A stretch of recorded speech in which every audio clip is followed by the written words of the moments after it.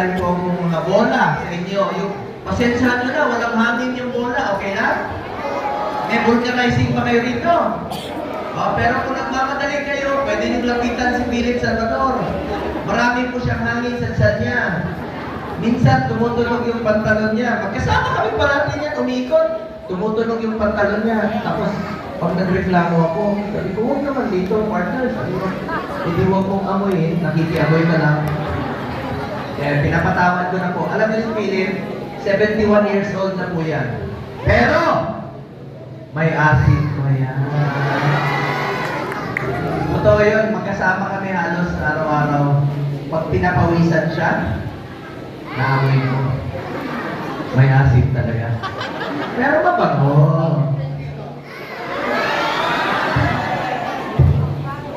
Tignan nyo lang kung may asim o mabango. Ano kayo? Yakap kayo. Ano ba dito?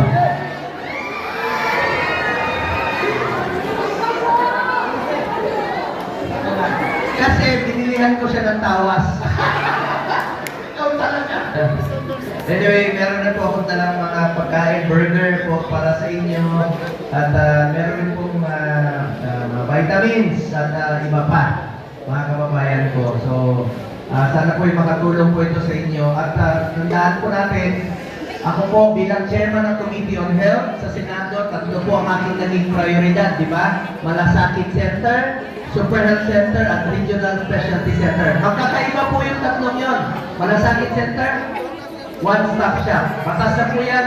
Meron kayo Malasakit Center. Dito po, sa Manila, marami. Punta kayo ng Tondo, meron. Punta kayo ng Jose Reyes, meron. Punta kayo ng PGH, meron. Punta kayo ng Pabella, mga butis, meron din po. So, yan po. Saan ba? O, Tondo Center, meron din po.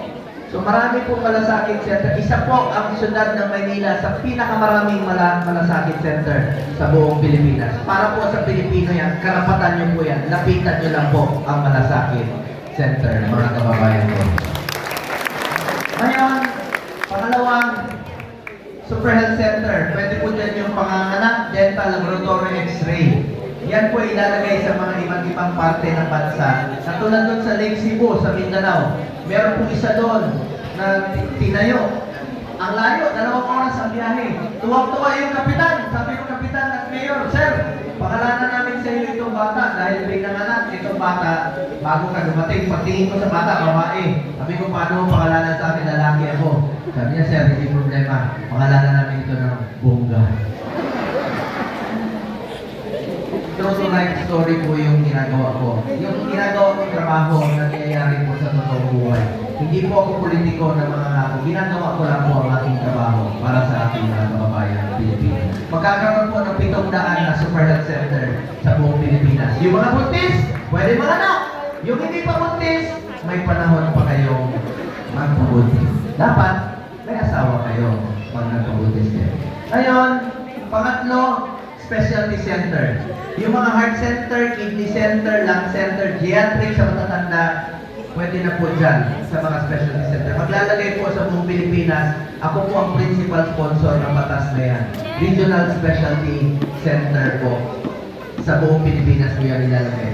Chairman din po ako ng Committee on Sports. Ayaw ko po masayang ang inumpisahan ni Pangulong Duterte na labanan ang kriminalidad at ang illegal na droga. Kaya, through sports, kapitan, kung meron kayong mga paliga rito, inter-barangay o inter-purok, tutulong po ako para ilayo natin ang mga kabataan sa illegal na droga. Alam niyo, chairman ako ng sports, 2019, nakamit po natin ang first ever gold sa Tokyo Olympics. At nakadalawang gold tayo sa Paris Olympics kay Carlos Yulo. Taga dito po yon sa Manila, si Carlos Yulo, di ba? Suportahan natin ang ating mga atleta. Isa ako sa author at sponsor ng National Academy of Sports. Meron na tayong eskwelahan na pwede na mag-aral ang student athlete sa New Clark City po, National Academy of Sports po. Ngayon, chairman din po ako ng Committee on Youth sa mga kabataan. Kayo ang kinabukasan ng bayan ito. Tututukan ko rin po ang edukasyon ng ating mga kabataan.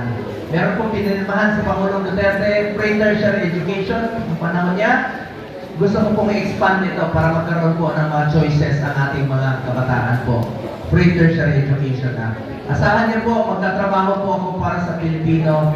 Bilang inyong senador, I have authored 18 laws I have principally sponsored 90 laws. I have co-authored and co-sponsored 190 laws po. At wala po akong absent sa Senado po. Present po ako parami sa Senado. Salamat sa inyong pagkakataon binigay sa akin. Salamat po sa inyo lahat. Tatawagin niyo lang po akong Kuya Bongo ninyo, mga kababayan ko. At kayo naman po, pwede niyo ako tawagin Kuya. Pero may pakiusap ako sa inyo. Manong, huwag mo naman ako tawagin Kuya. Siyempre magsalubong tayo. Kuya ko. Ano ako sa lolo? Madali na akong tandaan ng pangalan ko. Pumunta kayo sa kanto, traffic. Ano yung maalala nyo? Ano yung green? Pag-gutom na kayo, bibili kayo ng manok, chokes to?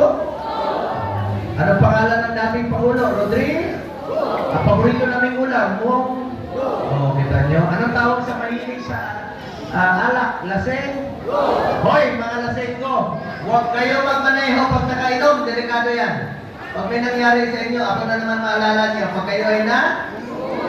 Kita nyo? Oo, tama siya. Oo.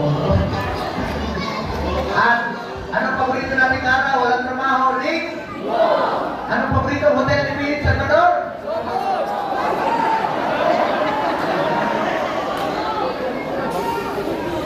Yan, mabait po yan. Kaya nga tinatawag natin ng Mr. Efectivo. Dahil talaga naman po na namamahal rin po. Silang dalawa. Ako nakita ko sa kanilang dalawa ngayong panahon na nagkasama kami. Yung pagmamahal nila para sa bayan. At hindi po biro yun ang pagkakatiwalaan ka ng mahigit 10 milyong Pilipino po. Kakaiba po yun. So, salamat po sa inyo. At gusto ko lang po panggitin na meron rin po kayong matatanggap ngayong araw na ito. Ito pong programa na isinulong natin na bibigyan mo kayo ng pabilis ng housing materials. Ito pong EHAP program. Ako po nagsulong nito sa Senado. Matagal na, sa panahon pa ni Pangulong Duterte noon, EHAP program. Bibigyan mo kayo ng pabili ng housing materials ngayon. Ibili niyo po ng kagamitan. Walang pakarin po natin ang ating NHA at EHAP. At iba rin po yung mga pagkain na dala ko po para sa inyo. So maraming salamat po sa inyo lahat, mga kababayan ko. Bigyan ko rin po sila ng pagkakataon na makapagpasalamat sa inyo.